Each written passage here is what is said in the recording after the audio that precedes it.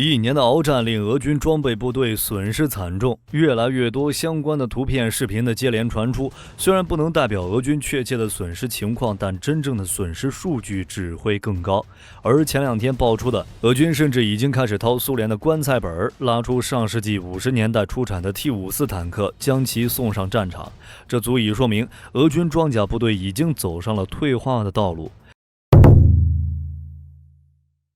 据悉，有一个名为“冲突情报小组”的俄罗斯军事博客称，由于前线缺乏装备，俄军开始从俄远东地区的阿尔谢尼耶夫第1295中央坦克维修和储存基地起封一批老式坦克，用于前线装甲部队所需，并附上了火车运送 T-54的照片。根据这些照片，军事分析家们确定了这是上世纪40-50年代生产的 T-54主战坦克，距今大约有70年的历史了，可谓是实打实的老物件了。而如今，俄乌前线战事焦灼的阶段，火力军突然发现，俄罗斯国防部总能给我们带来惊喜。无论是之前在战事最危机时刻拆掉装甲和弹药生产工厂，还是如今将老古董 T-54送上前线，与同时代的 BTR-50作战，都为俄军发动的这场不义战争增加了许多黑色幽默。大家说，有没有一种可能，当前线作战的俄军士兵收到了这些70年前的老爷车，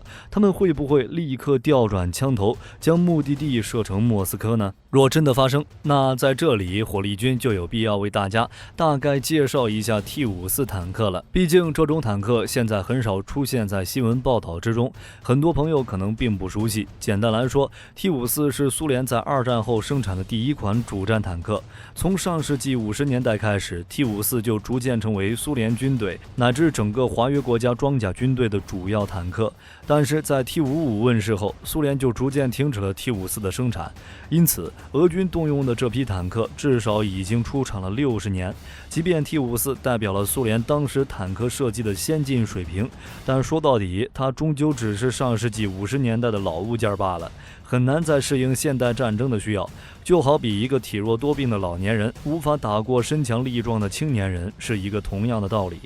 俄军在过去1年里接连起封大批老旧坦克，从 T-90到 T-62，再到如今起封的 T-54坦克，年代是一辆比一辆久远，外观也是一辆比一辆破旧。由此可见，随着西方国家加大对乌援助力度，特别是在加大反坦克武器援助后，如标枪 NLAW 后，俄军的装甲部队必定遭遇了重大损失，很难保证自身不成为一堆破铜烂铁。当然，从俄罗斯起封大批老旧坦克的举动中，也确实看出了俄军的无可奈何。眼下，俄乌双方仍在乌东地区激烈鏖战，伴随着西方援助的100万发炮弹、豹1、豹2等主战坦克以及 M2 布雷德利步兵战车陆续抵达乌克兰。乌克兰军队已经积累起了一大批新式武器，再加上在欧洲接受了各式各样训练的新兵也陆续回国。可以说，乌军的反攻时间已经近在咫尺。泽连斯基最近不也在视察完前线后称，即将在巴赫穆特发动逆袭吗？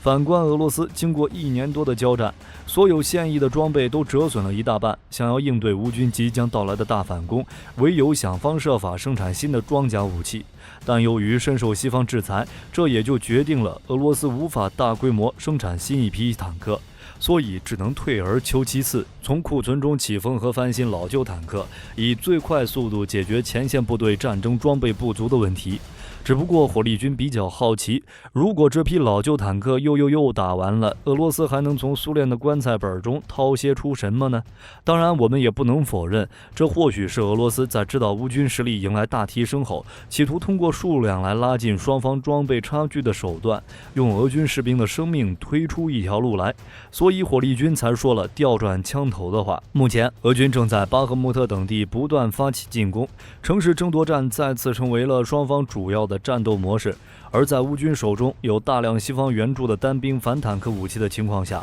俄军的装甲优势将难以在巷战中发挥，但步兵部队又需要有装甲车辆掩护，才能以更小的伤亡稳步向前推进。在此情况下，继续让一线部队的 T-72、B-3M、T-80等坦克进城，就显得有些性价比不高了。在此情况下，俄军仓库里的2800多辆 T-5455系列主战坦克就有了用武之地。毕竟这种一代坦克对使用人员的要求不高，俄方现在拉出来检修一下，安装上反应装甲等设备，简单提升一下战场生存能力，就能够投入战场。要知道，俄军一开始就是将其当作掩护步兵的掩体使用的，纯炮灰而已。就算有一定损失，也不会对俄军的整体战力造成太过严重的影响。用一辆成本不到20万美元的 T-54去消耗一枚同价值标枪等反坦克导弹，可能这就是俄军的目的所在。而且只要能够做好步坦协同，乌军步兵想要打掉一辆 T-54也不是那么容易的事情，而这对目前的俄军而言就是最大胜利。估计在俄军急切地拉出库存中的 T-5455系列坦克时，恐怕就已经认定在日后巴赫穆特这类的惨烈攻城战将成为战场的主流，与其放在仓库里吃灰，不如让士兵看着他们发挥一些余热。说实话，这样给前线士兵送垃圾的做法，估计就连乌军兄弟看到后都会为俄军有这样的上层而默哀2秒。况且，即便俄军这样的消耗奏效了，就真的以为凭借 T90、T80就能和乌军对抗了吗？俄军这些高层难道就没有看到乌克兰不久前组织的俄军最新型坦克性能新闻发布会吗？纵观整个发布会，乌方代表详细揭露了俄军投入战场的最先进坦克，也就是 T90M 的拆解结果。简单的说， T90 就是用西方元器件进行多重升级之后的 T72， 很多指标甚至不如乌军的 T64BM。如发动机的问题，鲁迪克指出 T90M 的 V92S2 发动机是 T34坦克 V2 发动机的后代，可靠性相当低下。 T90M 的发动机标定最大功率为1130马力，不过在实际作战中，其功率仅能达到其标定功率的 70%。 虽然鲁迪克表示有可能是在乌克兰的夏季气候条件下， V92S2 发动机的功率下降了1/3，但一来没有指出相应的工作温度和湿度，二来测试用的坦克缴获自俄军抛弃的坦克，所以很可能在此之前发动机就存在故障。但不管怎么说，在非极端工作环境下， T90M 发动机功率就下降得这么厉害，实属罕见。然后是装甲布局的问题，这一点鲁迪克并没有说得很细，只是提到整体的设计布局和强度指标也只与 T72 相当而已。而且还暴露了 T90M 的电子设备存在巨大缺陷。T90M 在拆解后，乌克兰军方发现，除了火控设备上的俄文名牌是俄罗斯自产的以外，其他几乎全部的元件大多来自于国外，包括拆解自家用电器的零部件，这不可避免地造成了相关设备在性能和可靠性方面的不足。T90M 坦克并不是个例。火力军曾经提到的热成像仪伊斯坎德尔导弹也是如此。乌军曾在伊斯坎德尔 K 导弹残骸中发现了31个西方零部件，这些零部件主要由德州仪器、AMD 等公司制造。虽然俄国导弹号称指哪儿打哪儿，但实际却是打哪儿指哪儿。没这些西方的电子元器件，俄军的导弹能不能打出去都是问题。事实上，整个俄国军工产业离不开西方的元器件和设备，而自打战争爆发以来，西方对俄制裁的力度愈发坚决，俄国的军工企业已经到了举步维艰的地步。传说中的种种大杀器并没有到来，可以说，俄罗斯装甲工业在离开了欧洲的高新电子设备供应后，已经无法自产符合时代性要求的火控设备了。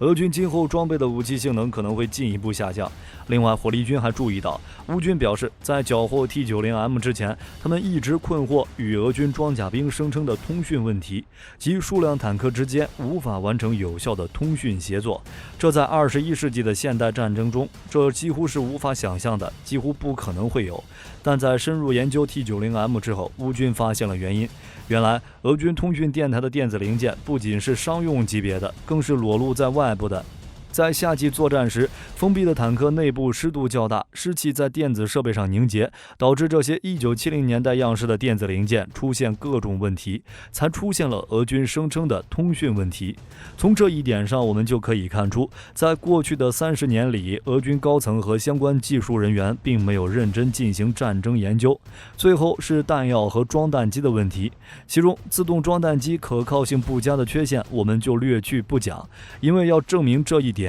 确实需要进行大量的实弹射击测试，但暴露出来的弹药问题却非常的重要。乌方特意提到 T90M 的坦克总备弹为22+18发， T90M 坦克在炮塔底部的输弹机待发弹药架上有22发待发弹，打出炮弹之后，车组成员可以将炮塔尾舱中的10发备用弹填入待发弹药架上。但俄将军们觉得22+10这32发的备弹量不够，需要再加上8发才能满足40发备弹要求，所以不得已又在车底储弹架后面又强行加了一个8发的弹药架，而且由于空间问题必须垒起来放置，这样就导致整个塞进去的弹药架高度偏高，无法像运输机储弹架那样布置更好的装甲，直接成为了最大的安全隐患。在之后的战场上，乌军士兵明晰这一点后，直接用反坦克武器照着弱点轰，就不怕 T90M 不上天。但这些俄军上面的大人物是不会懂的。而在 T90M 的早期批次中，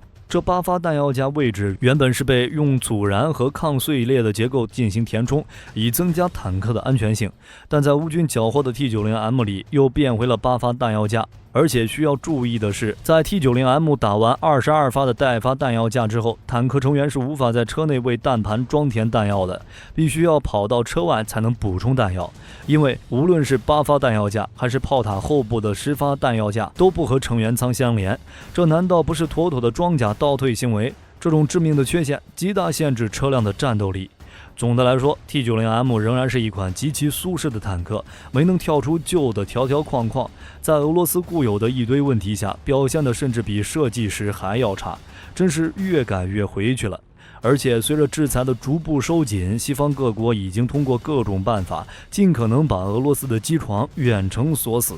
后续俄军装备的维护和零件更换估计愈发不可能。换句话说，俄罗斯正面临着釜底抽薪式的缓慢但不可逆的衰亡过程。俄乌战争打到现在，俄军世界第2，乌拉不可战胜，包括战斗民族的神话都已经被揭穿。所谓的东将军没有救得了俄军，天然气将军也没能救得了俄军，而俄军那些上天入地吊打北约分分钟的武器也纷纷现出了原形，并且还在进一步的装备降级， T90 变 T72， T72 变 T62， 这些拉到战场也只会被当成靶子。这样的俄军试问还能坚持多久？好了，关于俄军装甲部队的退化降级，大家还有什么想要补充的？欢迎在评论区留言。本期视频内容就到这里，我们下期再见。